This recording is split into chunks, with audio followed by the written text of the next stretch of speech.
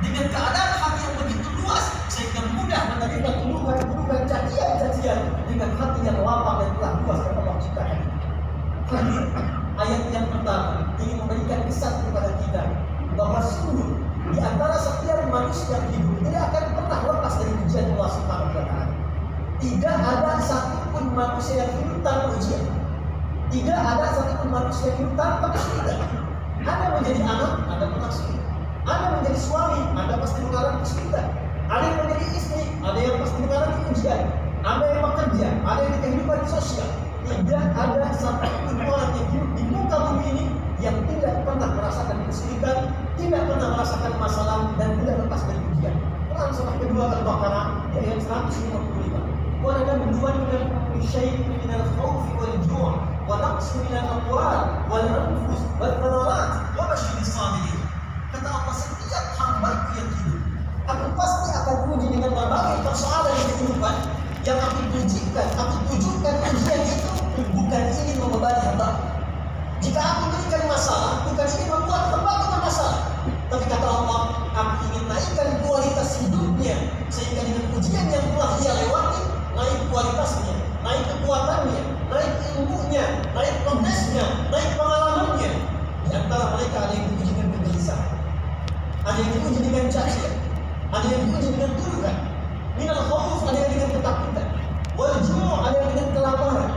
Wa naqsin minal amwal, ada yang bekerja, berangkat ke sana kemari bawa tidak mendapatkan pekerjaan. Melamar belum tentu diterima. Wal anfus, ada yang diuji dengan penyakit, ada yang sampai sebagian meninggal. Wal thamarat, bahkan ada yang kerja keras tapi hasilnya diklaim oleh orang lain. Apa yang Allah sampaikan? La yukallifullahu nafsan illa wus'aha. Allah menegaskan, kalau ada hamba yang mendapat ujian, itu adalah ujian yang aku pilih sesuai dengan batas kemampuan. Tidak mungkin sebulan diuji dengan ujian yang tidak bisa diselesaikan.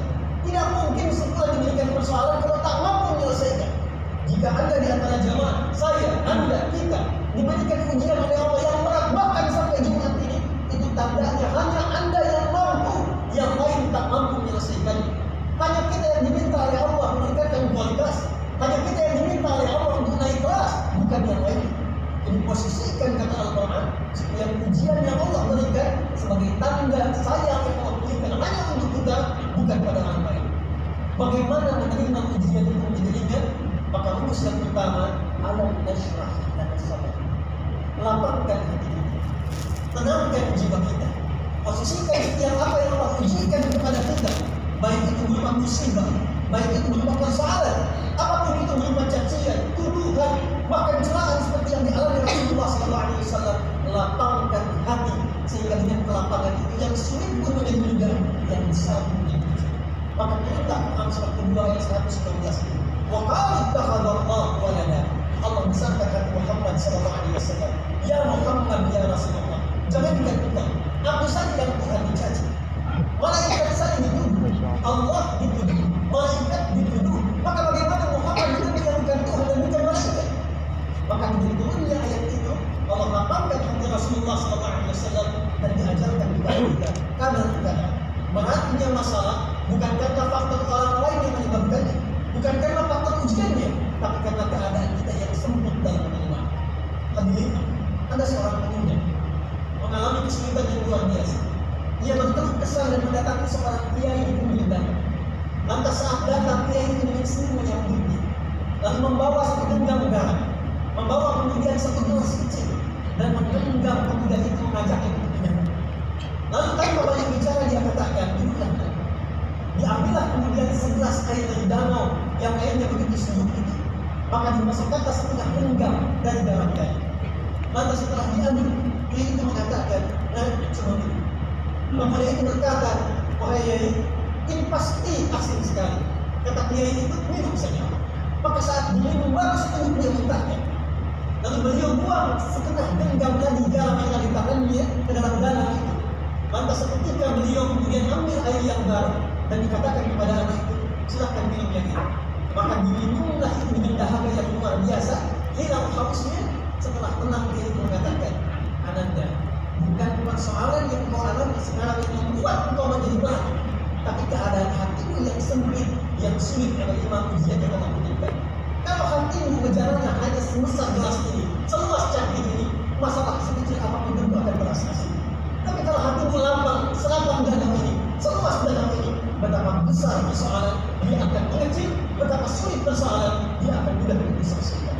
Wallahu ma'ana ya bisa. Alladhi anqadha. Ya Muhammad sallallahu alaihi wasallam. Jika ada satu persoalan dan orang-orang itu yang sekarang mencela, merendahkanmu, apakah kau mengabaikan semua persoalan yang pernah aku selesaikan sebelumnya? Padahal yang kedua, Allah memberikan pendidikan kepada kita lewat Nabi Muhammad sallallahu alaihi wasallam. Jika ada di antara kita yang mengalami kesulitan, sulit di rumah tangga, persoalan dengan istri, persoalan dengan anak, persoalan di pekerjaan, persoalan dalam dunia sosial kita, satu hari kita menemukan kesulitan, jangan menjadikan satu yang susah itu seakan dunia gelap untuk kita, seakan sulit kita untuk melangkah. Maka Allah tanya balik kepada kita, bukankah dulu pun kita menikmati persoalan yang Allah selesaikan? Jangan sampai banyaknya ribuan persoalan yang telah kita selesaikan, yang telah Allah bantu ingatkan, dikalahkan hanya satu persoalan kecil yang membuat kita sulit melangkah. Abaikan ya Muhammad, seperti dulu engkau pernah menyelesaikan semua itu.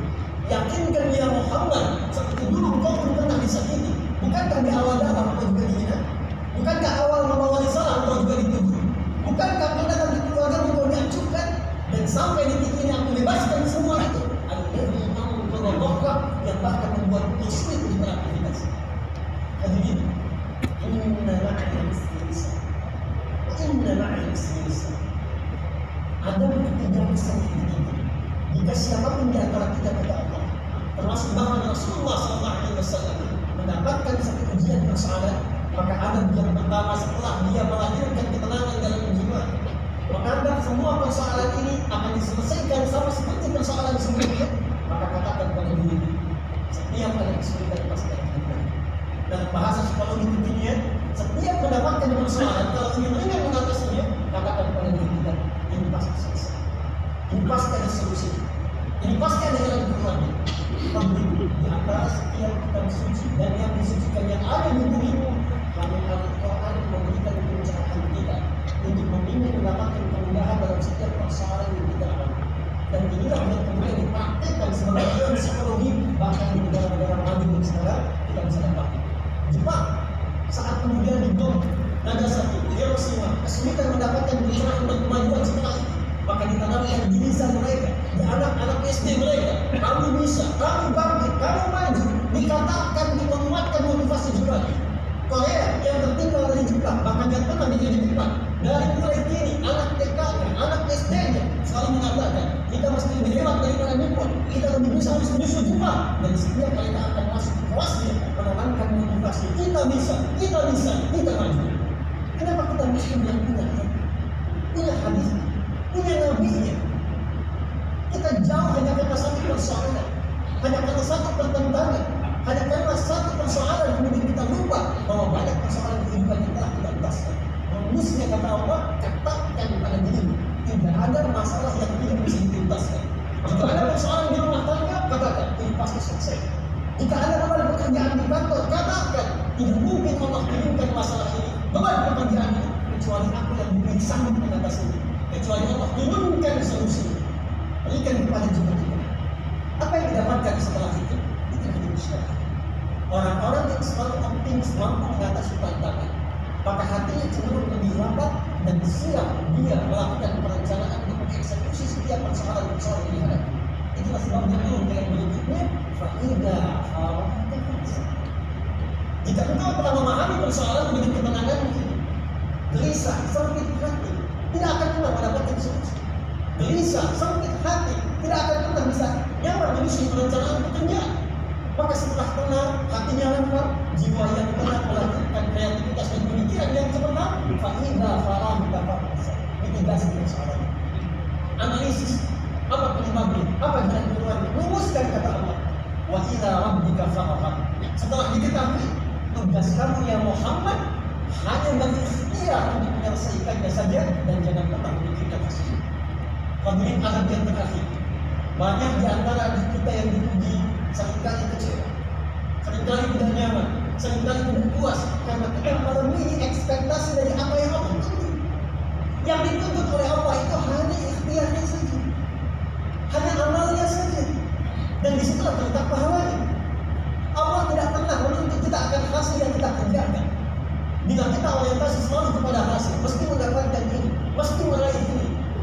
terjadi.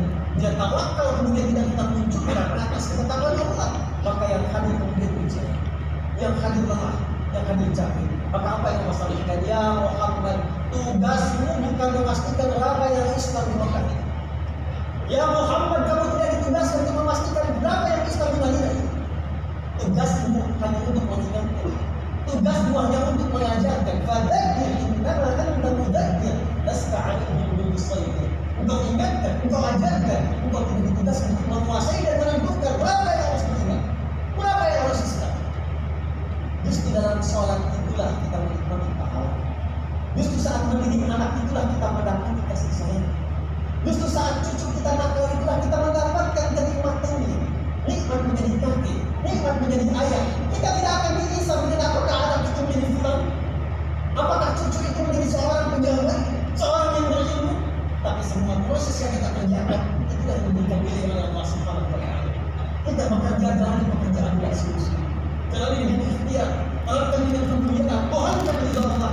Kita tidak punya kehendak untuk bisa oleh siapapun. Perhatikan dengan Imam Syafi'i rahimahullah. Satu kali beliau datang ke beliau Mesir undangan. Niatnya sangat mulia, imam besar, sangat viral, dikenal luar biasa. Datang kemudian ke Mesir, apa yang terjadi? Tidak sedikit kemudian yang mencela beliau, merendahkan beliau. Tapi apa respon Imam Syafi'i? Ya Tuhan Guru, orang-orang ini membicarakan engkau. Ya Tuhan Guru, orang ini membuat hoax tentang engkau. Maka apa kata Imam Syafi'i? Ya Allah, ya Rabbi, hanya seorang Muhammad bin Idris Syafi'i. Allah saja dicela, malaikat saja dicela, Nabi saja dicela. Maka siapa Syafi'i yang tidak berasa dicela? Kami kita tidak akan mungkin memuaskan banyak orang termasuk keluarga kita, anak kita, pasangan kita, orang-orang kita, masyarakat kita. Akan selalu ada yang tidak puas untuk keberadaan kita. Biarkanlah Allah yang memilih, biarkan Allah yang memberikan hisab. Yang dengan itu semua kita akan dipilih oleh Allah atas kerja keras yang kita lakukan, dengan doa yang kita panjangkan satu saat. Semua apa yang kita akan kerjakan ditampilkan oleh Allah Subhanahu wa Ta'ala, dan kita yang menggerakkan orang-orang yang bersifat buruk bertobat di hadapan Allah, memohon kebaikan, dan bahkan mensiarkan dan memviralkan nilai kebaikan yang telah kita lakukan. Harun al-Rashid sebagai penutup khutbah ini, seorang presiden besar, seorang pemimpin luar biasa. Satu kali saat beliau datang ke satu masjid, datang seorang ustaz. Ustaz itu tiba-tiba kemudian berdiri mencela pemimpinnya. Dia mencela Khamis, dan Harun al-Rashid dengan simak terus mendengarkannya. Maka apa kata Harun al-Rashid? Beliau dengan sangat tenang bertanya, ya Ustaz, ya Fulan, menurut Anda, apakah saya ini lebih buruk dibandingkan dengan Fir'aun? Maka dia menjawab, tidak, ya Amirul Mukminin, Fir'aun lebih buruk. Menurut Anda, apakah Anda lebih soleh dibandingkan dengan Musa alaihissalam? Maka Ustaz itu berkata, tidak, ya Amirul Mukminin, Musa Nabi saya bukan, Musa lebih soleh saya tidak. Maka dengarkan dan ceritakanlah. Seorang Musa yang dekat dengan Allah, Nabi Allah, disambung oleh Allah, dijamin dengan surga, disebutkan dengan Nabi takwa, diminta oleh Allah dakwah kepada Fir'aun yang sangat buruk, lebih buruk dibandingkan dengan saya. Dia tidak beriman, dan perintah Allah yang Quran surah ke-20 di ayat 43 sampai 44. Idhaba ila Fir'auna innahu tagha faqula lahu qawlan layyinan la'allahu yatadhakkaru aw yakhsha. Hei Musa, hei Harun, Nabi, dua orang pergilah kepada Fir'aun. Dia telah mulai menyimpang, tapi dakwah dia tidak telah buruk. Katakan dengan etika, katakan dengan penuh kesopanan. Oleh jadi dengan etika dan kesopanan itu, dia bisa kembali kepada jalan yang baik dan mendekat kepada Allah Subhanahu wa Ta'ala. Lalu Rasul mengatakan, Musa yang lebih baik dibandingkan dengan Anda diperintahkan kepada mendakwah pada Fir'aun yang lebih buruk daripada saya telah mengatakan yang baik-baik. Maka siapakah engkau berkata yang buruk kepada saya? Maka ayat itu memberikan pesan kepada kita hadirin, sepanjang kita beriman, sepanjang kita merasa Allah Tuhan kita, Nabi Muhammad Rasul kita, betul lapangkan setiap hati kita. Bila ada yang mencela, bila ada yang menuduh, lapangkan diri kita, lapangkan dalam mengatasi berbagai problem kehidupan kita, di rumah tangga, di kedudukan, di persoalan, di kantor. Tapi sisi yang lain, kita juga diberi oleh Allah Subhanahu wa Ta'ala sepanjang punya iman, mengakui Nabi kita Rasul, jauhi sifat-sifat buruk yang pernah dialamatkan kepada Rasulullah SAW. Orang beriman tidak akan pernah mencela, orang beriman tidak akan pernah merendahkan. Ya ayyuhalladzina amanu, yang 361 kali. Mengambil yang dekat, yang menengah, yang jauh. Ayyuhah disebutkan 150 kali di Quran. Ayyuhah mengira dan membuatkan hanya mengingatkan alladzina ingat disebutkan 1080 kali dalam Al-Quran ke semua orang yang merasa punya iman, laki-laki, perempuan, muda, tua, besar, kecil, punya jabatan, tak punya jabatan. Kata Allah, sepanjang engkau beriman, sepanjang engkau beriman, aku ingatkan, aku tegaskan, la yasma qawmun, jangan saling merendahkan, jangan saling mencaci, jangan saling menuduh, la yaghdab ba'dukum, jangan buat hoax, jangan terpecah belah. Quran juga sama, hadis juga sama, nabi juga sama. Maka pembuktian keimanan kita itu yang tidak sama. Dalam Jumat kita akan belajar kepada kita semua. Mari kita belajar kembali dari segala surat Al-Isya, melapangkan hati kita saat mengalami ujian, tapi saat yang bersabar bersikap yang baik untuk mendekatkan diri kita kepada Allah dan memberikan keimanan kita di hadapan Allah Subhanahu wa Ta'ala. Akan tiba satu masa kata Nabi, saat keadaan akses digital itu banyak kemudian bisa diakses. Sayati alaikum zamanun, akan tiba di masa-masa kalian taqarrubul aswaq, orang-orangnya akan mudah cepat mengakses pasar-pasar. Yang dulu kita datang dengan angkot, dengan ojek sampai di tempat yang kita belanja, sekarang kita klik barangnya kemudian datang. Wataqarrubuz zaman, pada masa itu waktu akan cepat dirasakan. Setahun seperti sebulan, sebulan seperti sepekan, sepekan seperti sehari, sehari seperti kilatan. Maka saat Anda merasakan itu percepatan digitalisasi, mudahnya akses, cepatnya waktu, yang tasyril jadid dan tasyril fitan. Di masa itulah Anda akan dapatkan banyak sekali keburukan-keburukan. Hoaxnya banyak, sifat merendahkan banyak, manipulatif banyak, tipu-menipu banyak. Maka pada saat itulah Allah menguji kita lewat kisah Nabi Muhammad SAW. Orang-orang yang benar imannya, dia akan mempertahankan keimanan dengan kelapangan hatinya dan menjaga diri tetap baik dalam ujian yang telah Allah ciptakan. Barakallahu fiikum wa rahmatullahi wa barakatuh. ولقد بلغ منكم تلاوته انه هو السميع العليم ان الله يسمع له.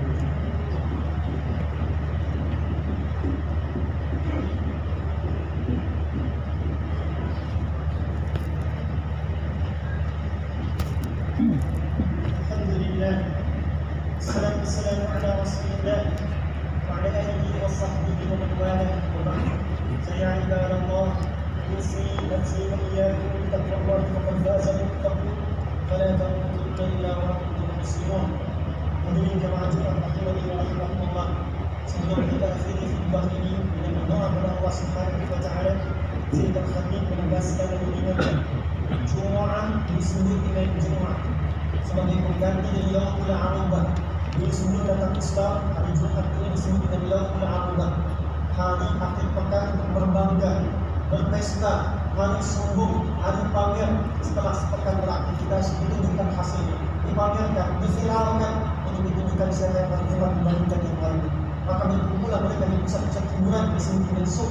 Ada suku Okan, suku Dua Tiga dan puncaknya di Jabal Qudus yang dekat dengan Ka'bah. Maka yang dilakukan oleh mereka cuma kumpul-kumpul, pamer-pamer, tak kenal yang lain, terpecah belah, kemudian muncullah kriminalitas.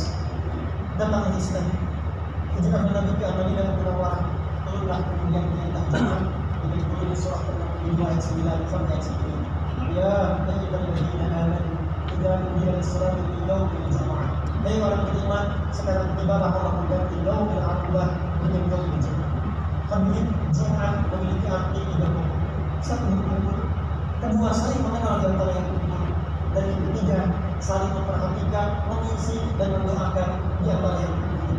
Jadi Jumat itu dihadirkan oleh Allah untuk mengubah sifat-sifat keburukan yang dikatakan di zaman jahiliyah. Yang diinginkan bukan Anda datang, duduk, ngantuk, kadang tidur sholat terbuka. Yang Allah inginkan melalui Rasulullah datanglah ke Jumat. Salinglah kita mengenal, saling mengisi, saling mendoakan. Di setiap pertemuan Jumat boleh jadi ada orang sakit, tidak punya kemampuan ke rumah sakit, datang dokter diberikan solusi. Yang tak punya pekerjaan, datang orang yang punya pekerjaan diberikan gambaran. Orang-orang yang tidak dapat minuman dapat minuman. Orang yang lapar dapat makanan. Itulah solusi. Tidak ada satu Jumat yang ragu kecuali dikenal satu yang lainnya, kecuali perang, kecuali rukun dan tertunda dari perpecahan. Lalu kita, kalau dia pekan Jumat kita saling menghina, dia pekan Jumat saling merendahkan, dia pekan Jumat saling mencaci, dia pekan Jumat tidak mendapatkan spirit dari Jumat. Oleh karena itu, Nabi Sallallahu Alaihi Wasallam bersabda, hadis riwayat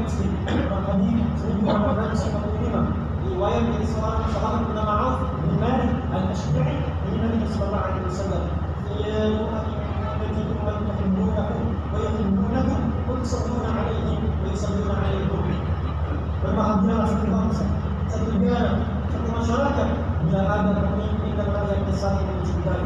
Nabi mengajarkan jika ada pemimpin rakyat yang mencintainya, jika ada pemimpin yang mencintai rakyatnya. Bagaimana mendapatkan cinta itu? Maka dalam Quran ini yang diajarkan oleh Nabi sallallahu alaihi wasallam, "Yusalluna 'alaihim wa yusalluna 'alaikum." Saling mendoakan. Doakan pimpinan kita, RT kita, RW kita, lurah kita, camat kita, wali kota kita, gubernur kita, presiden kita, bukan yang mencacinya, merendahkannya, menjatuhkannya. Sehingga dari itu Allah bimbing dengan doa kita dalam sujud malam kita, bimbing beliau-beliau untuk memimpin kebijakan yang baik, masyarakat kita, memajukan negeri kita, mendamaikan kita, dan dengan doa itulah Allah ada kemuliaan di antara kita semua. Beliau mendoakan kita, membangun negeri kita, tetapi mendoakan mereka dalam kebaikan, sehingga kita pulang dalam keadaan kesulitan yang baik. Tidak ada beban keburukan, lapang hati kita, datang baik dan pulang dalam keadaan yang baik. Dan menunjukkan kita berdoa kepada Allah Subhanahu wa Ta'ala.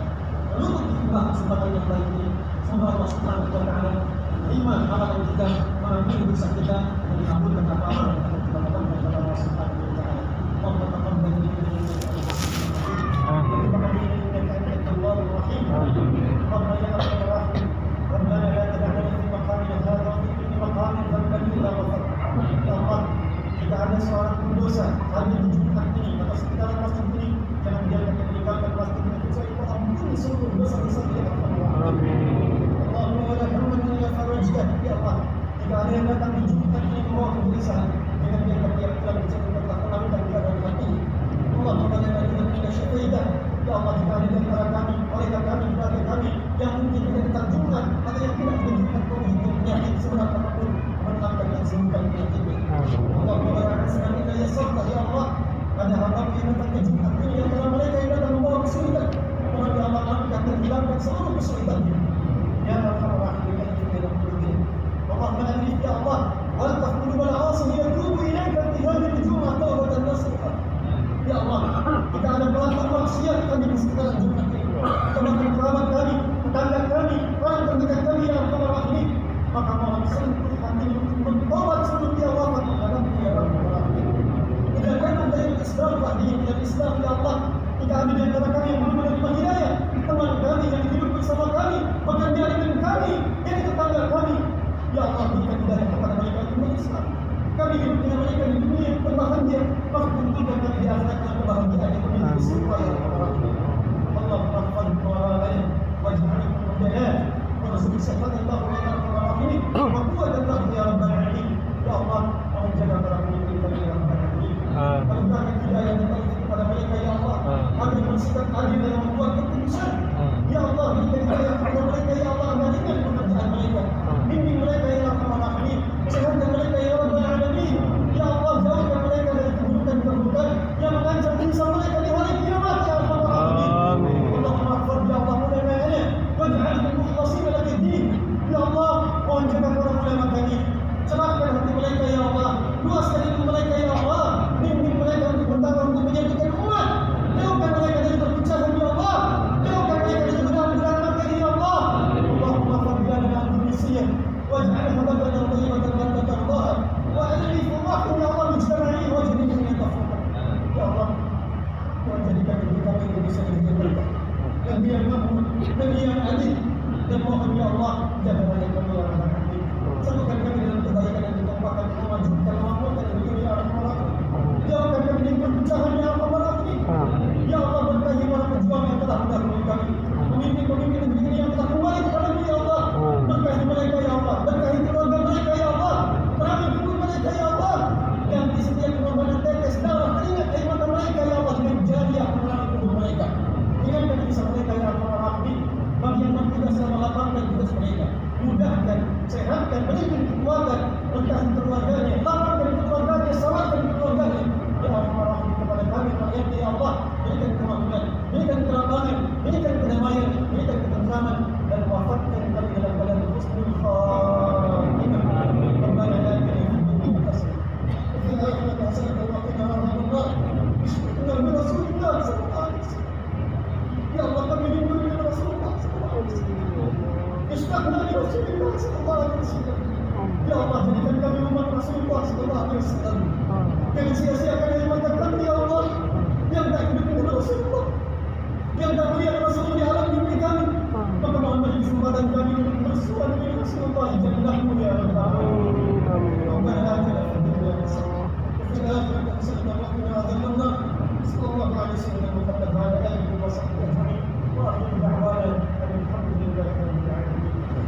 No, no, no.